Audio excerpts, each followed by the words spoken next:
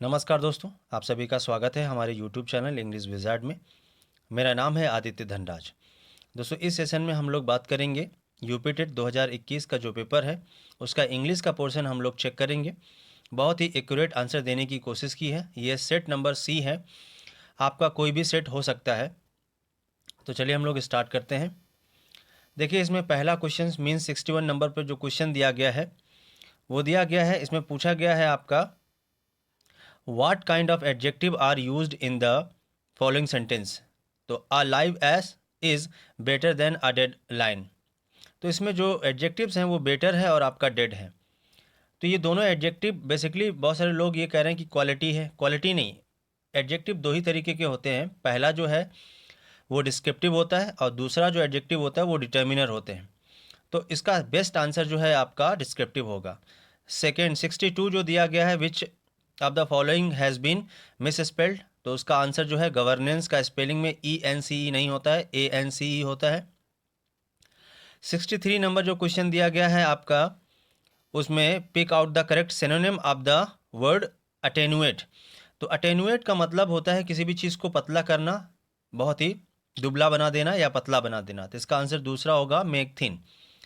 उसके बाद में 64 का जो आंसर है, pick the sentence which is correct conjunctions. तो नो सूनर के साथ दैन का कंजंक्शंस आता है, जो कि आंसर आपका होगा चौथा। नो सूनर के साथ दैन आता है।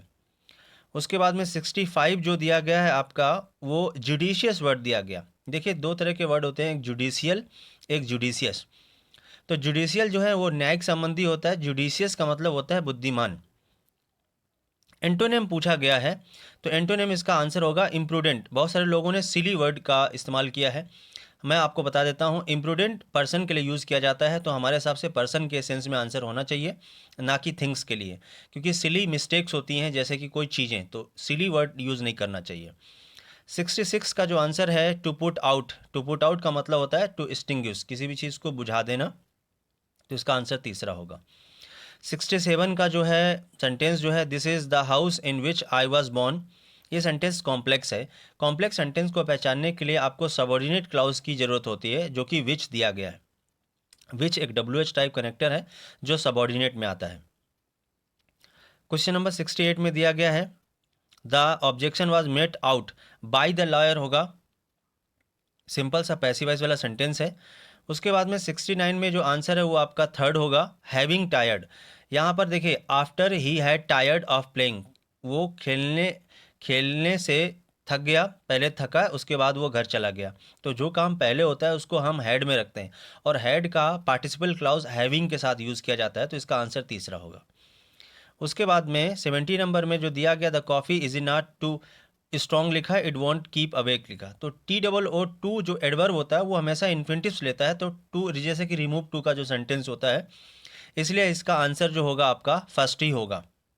वैसे भी सिंपल सेंटेंस बनाना था, सिंपल सेंटेंस में सिर्फ एक फाइनाइट वर्ब होता है, जो कि सिर्फ पहले सेंटेंस में दिया गया है। उसके बाद में 71 जो दिया गया है, यहाँ पर इस सेंटेंस में हम फिल करेंगे एज, क्योंकि एज का मतलब होता है चूंकि।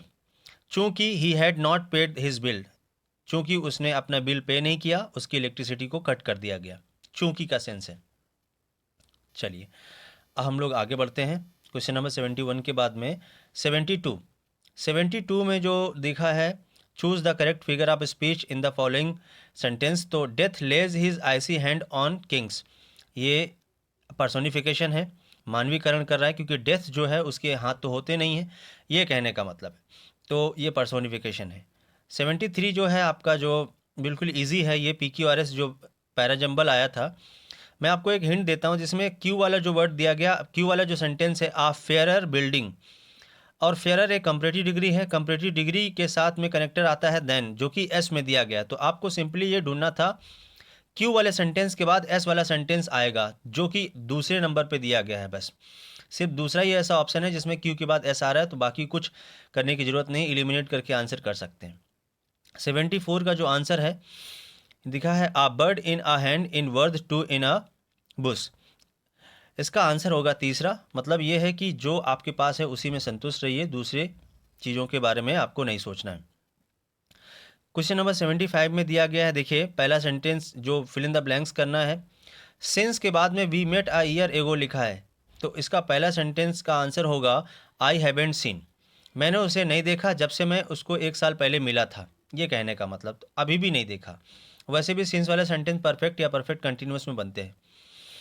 उसके बाद में 76 में ये क्वेश्चन यहाँ पर क्यों डाल लिया पता नहीं है, वैसे तो इसका सही आंसर है, मैंने चेक किया इंसाइक्लोपीडिया वगैरह में देखा, तो इसका डायनासोर्स, बेसिकली सबसे पहले तो वहाँ डायनासोर्स ही होते थे, उसके बाद फिर अमेरिकन साइंटिस्ट वहाँ पर साइंटिस्ट कभी कभार मूव करते हैं, इसलिए बिल्कुल बेस्ट आंसर इसका डायनासोर्स ही है। 77 में कौन, इन चारों ऑप्शंस में कौन सा आपका एडवर्ब है, बहुत इजी है।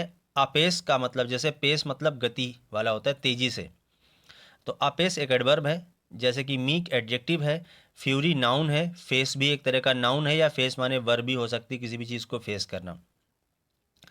78 का जो आंसर है वो ईच अदर होगा। My son and my daughter are very fond of each other. Each other दो के लिए यूज़ किया जाता है, यहाँ देमसेल्फ आंसर नहीं होगा, ध्यान रखेंगे,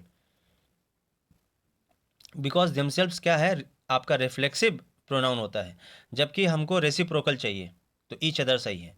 उसके बाद में 79 में पूछा गया इसमें से मेटाफॉर का सॉरी एग्जाम्पल कौन सा है, तो मेटाफॉर आप जानते हैं बिल्कुल easy, he is a big donkey. Question number 80 ये वोकैब है, study of population is known as, population की स्टडी की जाती है आपकी डेमोग्राफी में। डीमो का मतलब ही होता है पॉपुलेशन, जैसे कि इकोलॉजी इन्वायरमेंट के लिए होता है, जीनोलॉजी या जीन के लिए होता है, और एस्ट्रोनॉमी जो खगोल शास्त्र खगोल विद्या जो होती है उसके लिए यूज़ करते हैं, तो आंसर इसका तीसरा होगा, मैंने रेड से मार्क किया है।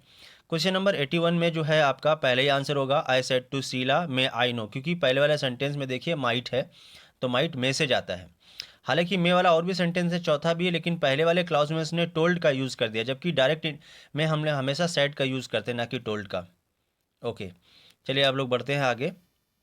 82 एक ईडियम पूछा गया था, to ring once on bell, इसका मतलब होता है अपनी ही तारीफ करना, हमेशा अपने आप की तारीफ करते रहना, इसका आंसर दूसरा होगा। आप पैसेज को पढ़ के आंसर दे सकते थे, लेकिन मैंने आपके लिए इजी कर लिया। देखिए 83 का जो आंसर है वो वंस मोर होता है, कि इनकोर का मतलब होता है वंस मोर।